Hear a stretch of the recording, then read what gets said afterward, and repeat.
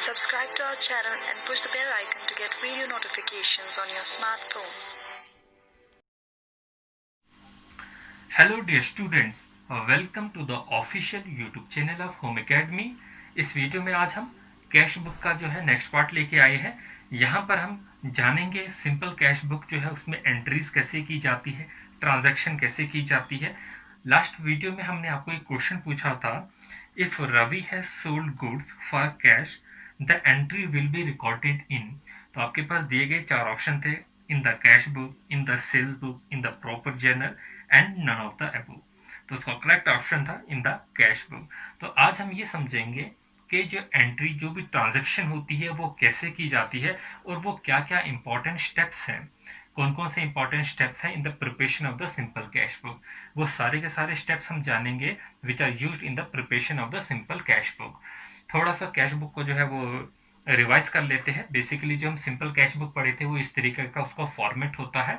आपके पास अगर क्वेश्चन आता है, मल्टीपल चॉइस क्वेश्चन या कोई भी न्यूमेरिकल उसकी बेसिस पे, तो आपको कैसे जो है वो एंट्रीज करनी है। तो कैश बुक में क्या होता है, सिंगल कॉलम कैश बुक, जैसा कि इसका नाम है single column cash book. Single column क्यों कहा गया, क्योंकि इसमें जो अमाउंट होता है उसका सिंगल कॉलम रहता है, डेबिट साइड में भी और क्रेडिट साइड में भी, इसलिए इसका नाम जो है सिंगल कॉलम कैश बुक पड़ा। तो basically it has two side, one side is debit side and another side is credit side. There is only one amount of the column each on its debit side and on the credit side. एक ही amount of column है debit side में भी और credit side में भी। Format में हम क्या कर रखेंगे, डेबिट साइड है, क्रेडिट साइड है, यहाँ पर रिसिप्ट की एंट्रीज होगी, यहाँ पर जो भी पेमेंट आप देते हैं किसी को उस पेमेंट की एंट्री होगी, डेट रहेगी, पार्टिकुलर्स रहेंगे, वोचर नंबर होगा, लेजर फोलियो होगा, अमाउंट है, ये सारी चीजें भरी जाएगी। कैश रिसिप्ट, जो भी आप कैश की रिसिप्ट का रिकॉर्ड होगा, cash receipt are recorded on the debit side, यानी कि लेफ्ट हैंड साइड में जो होगा कैश की रिसिप्ट की जो है वो रिकॉर्डिंग यहाँ पर की जाएगी। और सिमिलरली जो भी कैश की पेमेंट होगी, cash payment are recorded on the credit side, यानी कि राइट हैंड साइड में जो है उसे रिकॉर्ड किया जाएगा। तो हम जो है क्वेश्चन करने से पहले जो है आपके सामने जो है वो क्वेश्चन जो है वो मैं डिस्प्ले करता हूँ। क्वेश्चन को आप नोट डाउन पहले कीजिए अपनी नोटबुक पे। तो क्वेश्चन आपके पास है, enter the flowing transaction in the cash book of the MS Ashok traders. तो यहां पर आपको क्या करना है, एंटर करनी है फॉलोइंग ट्रांजैक्शन। नीचे आपके पास डिटेल्स दी गई है ट्रांजैक्शन की, अशोक ट्रेडर्स की। सबसे पहले आपके पास दिया गया है डेट और आपके पास दिया गया है उसका ईयर। 2011 की हम बात कर रहे हैं, दिसंबर 2011। डिटेल ये है, कैश इन हैंड, हैंड में कैश जो होगा, मतलब जो हैंड में कैश है ये आपकी किसी पुरानी एंट्री से आया होगा, दिसंबर 1 से पहले जो नवंबर का मंथ होगा उस एंट्री से आया होगा कैश इन हैंड, जो कि आपका एंड वाला बैलेंस होता है वो आपका ओपनिंग बैलेंस बन जाता है फिर नई कैश बुक में। तो यहाँ पर कैश इन हैंड होगा 30,000 दिया गया है। सेकंड नंबर पे दिया गया है दिसंबर 5th। दिसंबर 5th में cash received from the Tanvi, Tanvi से कैश रिसीव्ड किया है। मतलब ये हम किस साइड लिखेंगे, रिसिप्ट साइड में लिखा जाएगा या पेमेंट साइड में। नेचुरली सी बात है, रिसीव की है अपने पेमेंट, आपके पास जो है कैश आया है, तो ये डेबिट साइड में यानी कि रिसिप्ट साइड में लिखा जाएगा। थर्ड इज दिसंबर 8। दिसंबर 8 में इंश्योरेंस प्रीमियम पेड, आपने इंश्योरेंस के लिए जो है पेमेंट की है, तो पेमेंट की है, कैश आपसे चला गया है, तो ये क्रेडिट साइड में लिखा जाएगा। तो यहाँ पर जो है 2500 जो होगा वो पेमेंट साइड में लिखा जाएगा, यानी कि राइट हैंड साइड में लिखा जाएगा। फर्नीचर परचेज्ड, जो भी फर्नीचर है परचेज किया गया है। अब फर्नीचर को तो आपने परचेज किया, जब परचेज करोगे तो आपको उसकी पेमेंट भी करनी पड़ेगी, तो ये जो परचेज वाला होगा ये भी आपका क्रेडिट साइड में लिखा जाएगा, यानी कि पेमेंट वाले साइड में लिखा जाएगा। Next is sold goods for cash, आपने गुड्स को बेचा है, किसके लिए, पैसे के लिए। मतलब आप कैश जो होंगे वो रिसीव करेंगे तो आपके पास जो होगा ये डेबिट हो जाएगा, तो ये आपके रिसिप्ट साइड में लिखा जाएगा। Next is cash paid to the Yash, अब कैश दिया गया है, यश को आपने कैश दिया है और कितना दिया गया है 3200, तो ये किस में लिखा जाएगा, ये भी लिखा जाएगा हमारे पेमेंट वाले साइड में। Next is sold goods to the Vineet for cash, Vineet को कुछ चीज़ें बेची है, किस चीज़ के लिए, ताकि आपको कैश मिल जाए। और यहाँ पर भी आप कैश जो है वो एक्चुअली में रिसीव कर रहे हैं, तो ये भी आपका जो लिखा जाएगा वो किस साइड में लिखा जाएगा, या आपका लिखा जाएगा 3200 जो है, सॉरी 18,700 है, ये रिसिप्ट वाले साइड में लिखा जाएगा। Next is cash deposited into the bank. अब आपने कैश को डिपॉजिट किया बैंक में, मतलब आपने बैंक को पेमेंट की, और ये जो पेमेंट कर रहे हैं तो ये आपका जो है क्रेडिट हो रहा है, तो ये भी आपका पेमेंट जो होगा वो पेमेंट वाले साइड में लिखा जाएगा। रेंट पेड, सैलरी पेड, ये भी आपका पेमेंट वाले साइड में लिखा जाएगा। अब हमें ये सारी चीज़ें जो है, ये जो भी डिटेल अभी तक हम पढ़े, अब इसे हमने लिखना कैसा है। होपफुली जो है आपने जो है वो नोट डाउन कर ली होगी ये चीज़ें, ये क्वेश्चन जो है आपने नोट डाउन कर लिया होगा। अगर नहीं किया अभी भी जो है आप स्क्रीनशॉट ले सकते हैं या अपनी नोटबुक पे जो है वो लिख सकते हैं। तो पहला स्टेप होता है हमारा, जो कि हम पढ़े हैं, डेट भरना। सबसे पहले हम डेट भरेंगे, और आपके यहाँ पर दिया गया 2011 की बात की गई है, तो डेट के नीचे ही हम 2011 लिख लेंगे, ताकि हमको बार बार 2011 लिखना नहीं पड़े। यहाँ पर हम पार्टिकुलर्स, वो वाले पार्टिकुलर भरे जाएंगे जो जहाँ से हमें कैश मिल रहा है। ये आपका वोचर नंबर है, ये लेजर फोलियो, और यहाँ पर अमाउंट कितना आपको जो है वो रिसीव आप कर रहे हैं, और यहाँ पर दी डेट लिखी जाएगी, ये भी 2011 है। यहाँ पर पेमेंट जो आप कर रहे हैं, और यहाँ पर उस पेमेंट का अमाउंट। तो सबसे पहला जो है आपका cash in hand. Cash in hand से हम क्या समझते हैं, ये वो बैलेंस है जो ब्राउट डाउन किया गया है, तो ये आपका जो होगा वो बैलेंस होगा। और यहाँ पर आप लिख सकते हैं ब्राउट डाउन किया गया है तो BT। ये डेट कितनी है, दिसंबर 01। तो दिसंबर 01 को कितना आप बैलेंस जो है, कितना अमाउंट होगा उस बैलेंस का, 30,000, जो कि दिया गया है आपके पास। सेकंड नंबर पे जो आपकी डेट दी गई है वो दिसंबर 05 है, और आपने कैश रिसीव किया है फ्रॉम तानवी, तो आप लिखेंगे दिसंबर 05, और तानवी से आपने जो है वो कैश जो है वो रिसीव किया है। कितना कैश है वो, 12,000। थर्ड एंट्री जो है आपकी वो है इंश्योरेंस प्रीमियम पेड। अब आपने इंश्योरेंस के लिए जो है वो प्रीमियम भरा है, और डेट कितनी है इसकी, दिसंबर 8, तो यहाँ पर आ जाएगा दिसंबर 8, और आपने इंश्योरेंस का प्रीमियम जो है वो भरा हुआ है, तो इंश्योरेंस प्रीमियम, ठीक है। तो आपने इंश्योरेंस का प्रीमियम जो है वो भरा हुआ है, वो कितना है आपका, 2500। क्लियरली। तो आपने देखा हमने जो पहला स्टेप है वो क्या काम करते हैं, on the debit side in a particular column the name of the account from which cash is received is recorded, ठीक है। और on the credit side in the particular column the name of the account for which the cash is paid is recorded. तो यहां तक अभी हम ये समझ गए।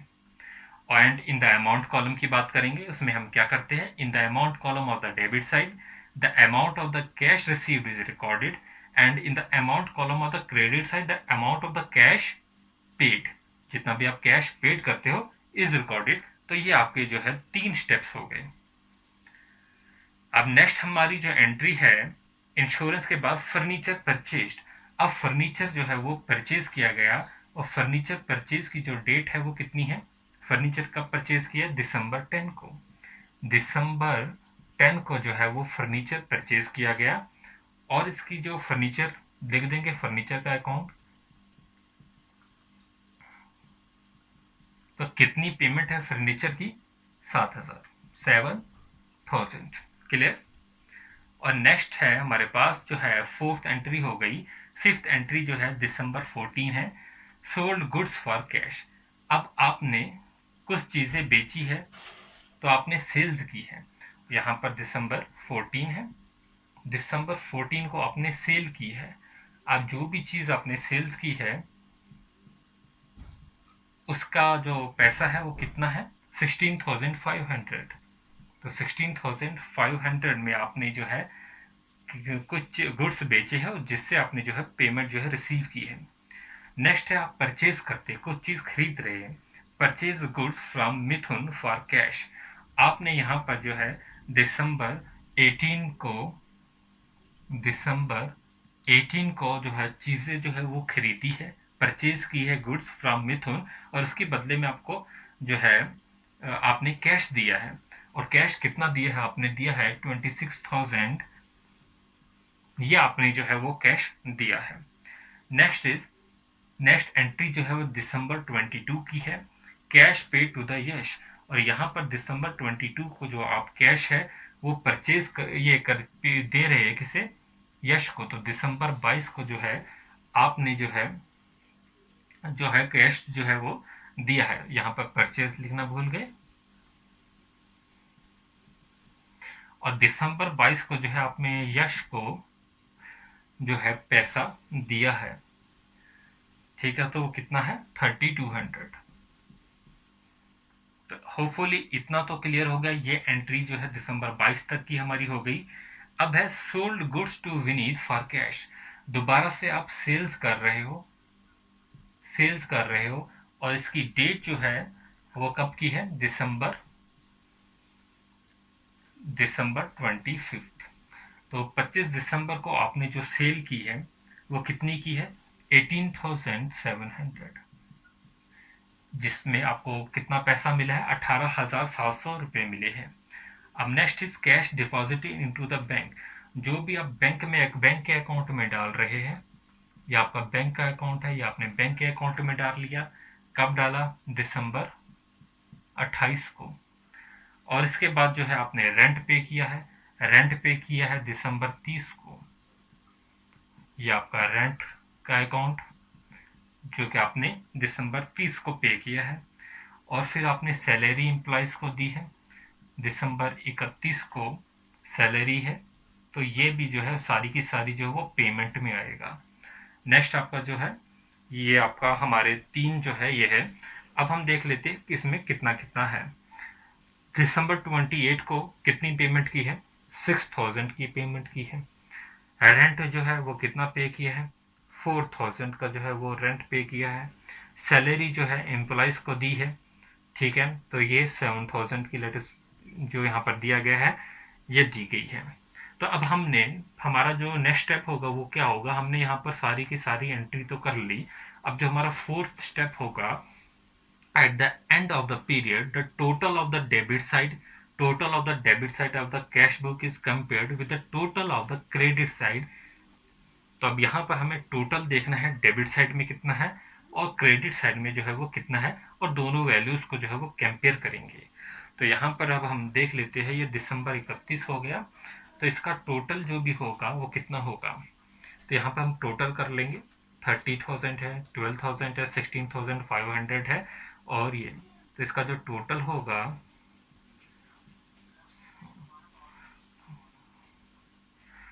77,200 जो होगा ये आपका टोटल होगा। अब ये जो भी टोटल है यहाँ पर भी है, यही टोटल हमें लिखना होता है। इस वाले साइड में भी आपको जो है ये 77,200 जो होगा वो लिखना होगा। तो क्या है step, at the end of the period the total of the debit side of the cash book is compared with the total of the credit side. अब इनके बीच में इसका भी टोटल कर लेते हैं, इस अमाउंट का जो भी आपने पेमेंट की है इसका अमाउंट का भी टोटल करेंगे हम, और इस टोटल के बाद अब इस वैल्यू से उसका डिफरेंस देखेंगे, और अगर कोई भी डिफरेंस निकलता है it is entered on the credit side, उसे हम क्रेडिट के साइड में ही लिखेंगे वो डिफरेंस। तो ये जो भी सारी वैल्यू है क्रेडिट साइड का अमाउंट, इसको प्लस कर लेना है और इस वैल्यू से कंपेयर करना है, और इनका जो भी डिफरेंस होगा, अगर इनमें कोई डिफरेंस आया तो इस डिफरेंस को हमें यहाँ पर लिखना होगा, जो कि होगा बैलेंस कैरिड ऑन। तो यहाँ पर हम लिखेंगे बैलेंस कैरिड ऑन। इसमें कौन सा बैलेंस लिखा जाएगा, जो कि हम इनको प्लस कर लेते हैं, सारों को प्लस कर लेते हैं, तो इसका 0 आ जाएगा। सॉरी, प्लस करके इधर मैं लिख लेता हूँ रफ में, ये 0 हो जाएगा, 5 6 7 7 हो जाएगा, 5 हो जाएगा 5। अब ये जो अमाउंट आया, इनको प्लस करके इस अमाउंट को नहीं लिखना, बल्कि इसमें से माइनस कर लेना है। ये 77,200 से माइनस करेंगे और फिर जो हमारा रिजल्ट आएगा उस रिजल्ट को हम यहाँ पर लिखेंगे बैलेंस कैरी डाउन। तो हम यहाँ पर इसका सेपरेट कर लेते हैं, देखते हैं कितना आता है।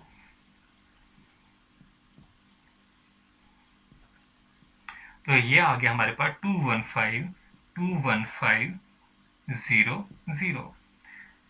तो इसको हम मिटा देते हैं, इसका कोई भी यूज नहीं होगा। तो 77,200, तो कितना आ गया, ये हमारे पास बैलेंस कैरी डाउन 21,500। अब ये जो बैलेंस है, नेक्स्ट जो हम कैश बुक बनाएंगे ये दिसंबर 2011 के लिए थी, तो नेक्स्ट डेट जो होगी ये 2011 के लिए थी, जो भी डेट होगी ये 2012 चलेगा। तो जनवरी 01/2012, और यहां पर जो भी बैलेंस होगा, ये कैरी डाउन जो बैलेंस किया, इस बैलेंस को हम यहां पर लेके आएंगे, जिससे कि ये स्टार्टिंग बैलेंस बन गया नेक्स्ट का। तो वो कितना था, वो बैलेंस हम इधर लिख सकते हैं 215,000। तो ये जो हमारा ये वाला स्टेप था हम यहाँ पर लिख सकते हैं, in case of simple cash book the total of the debit side, जो भी टोटल होता है डेबिट साइड का, is generally more than the total of the credit side. और इस पे ये मैंने आपको क्वेश्चन भी कराया था, total of the debit side जो होगा वो ज्यादा होगा किससे, क्रेडिट साइड से। जो हम कैश रिसीव करेंगे वो ज्यादा होगा, जो हम पेमेंट करें वो कम होगा।